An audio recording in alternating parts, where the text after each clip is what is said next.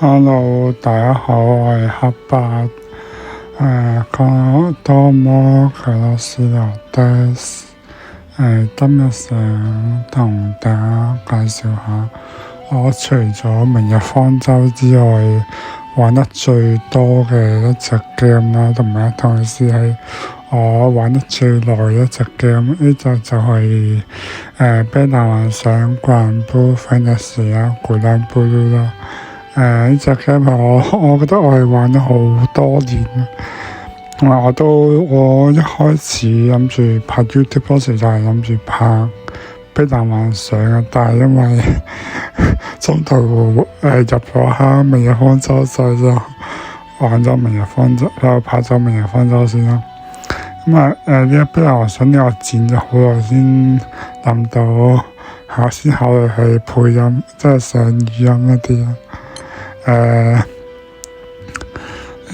咁講翻隻 game 啦，呢隻 game 咧主打係一個 PVE 戰鬥啦。如果我覺得呢條片上嗰時咧，應該差唔多到副戰場。副戰場係即係呢隻 game 好重要嘅一個大型活動啊，主打係排位 PVE 排位啊。同埋呢隻 game 好似11年前呢隻 game 係一隻網頁遊戲嚟嘅，係好舊以前一隻網頁遊戲啊。不過網頁嗰邊做咗幾年就轉咗嚟呢個手機呢邊，就變咗手機 game，但係原先係一個網頁遊戲嚟嘅。所以如果大家覺得呢個網頁遊戲麻麻地咧，可以你唔玩都得，不過你可以去睇下啲故事，啲故事好睇，有啲好搞笑，有啲好 sad 嘅，例如一主線。咁我點解入坑隻 game 咧？因為當時10幾年前咧，係 Monster Strike 嘅爆彈豬橫行嘅時代嘛。我就玩爆彈豬冇乜嘢玩啦。就喺網上就發現咗呢隻 game。就去入坑試下入坑隻 game 啦，唔知玩咗好多年。以前有一次玩到個帳號變咗，跟住重新開個帳號玩。呢個係我第二個帳號，第一個帳號唔變咗，自己手殘帳號變咗。想隻 game 平時每日任務主打咩咧？主打就係主打拆武器啦，即係將啲武器裝備擺個9宮格度啦，諗住仲要去拆多啲召喚獸，唔使拆召喚獸抽。同埋呢隻 game 即係網頁遊戲，但係其實做得有啲似手機 game 啦，都會抽蛋啦。每逢嘅週年啊、聖誕都會送石，都算罰嘅。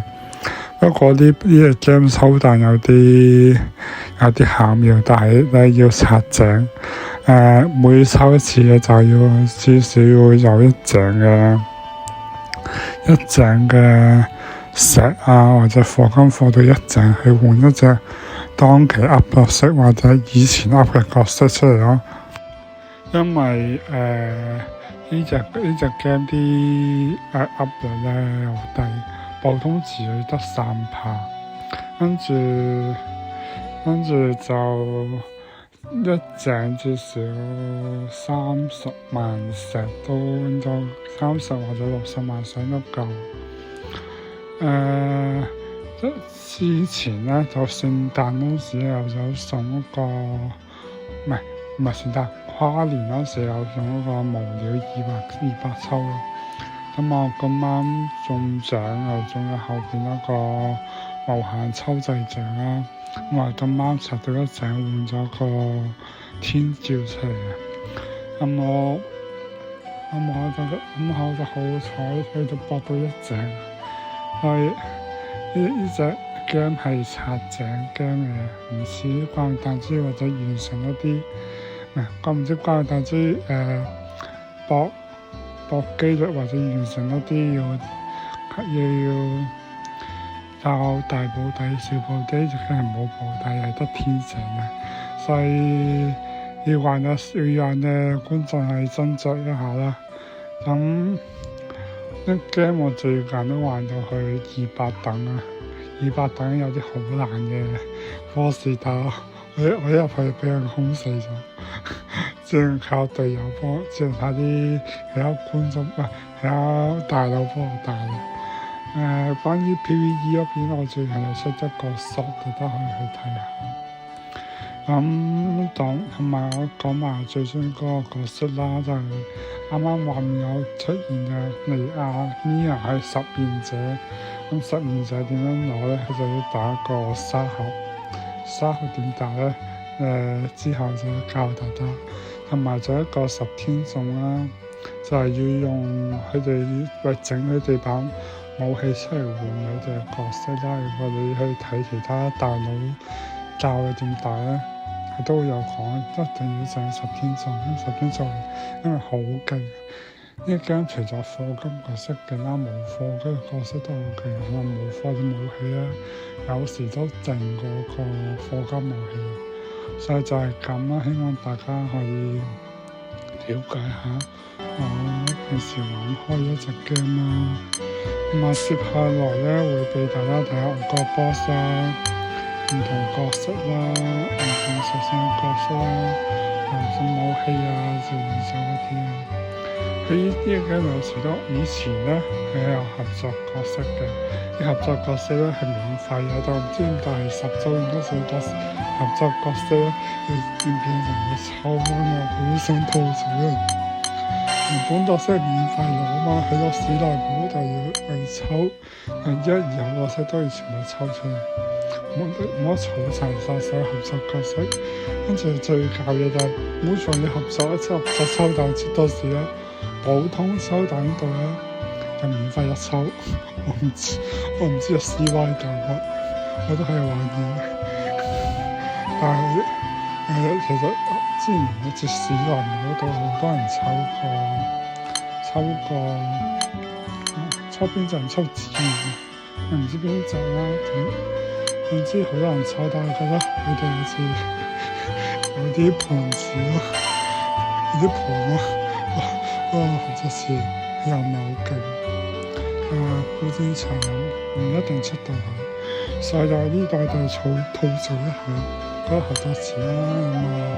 乜嘢啊？game 都玩咗好多年啦，所以啲角色我都好齊啦。就係咁咯。希望大家更加了解我對呢隻 game 嘅熱誠啊啲啦。如果大家中意《碧藍幻想》啊，希望一齊入坑啦，歡迎訂閱啊、按讚啊、分享啊、小鈴鐺啊，希望即可以將我條片帶俾更多人睇啦。雖然而家呢個頻道仲係一個起步期，都唔係即係太多，但係希望你嘅分享可以帶俾更多人睇到我影片啦。你熱誠都令我產出更多影片嘅，歡迎大家係留言區友善咁討論啦。就係咁多，我係黑白多謝啦，多謝，呢一個所講嘅拜拜。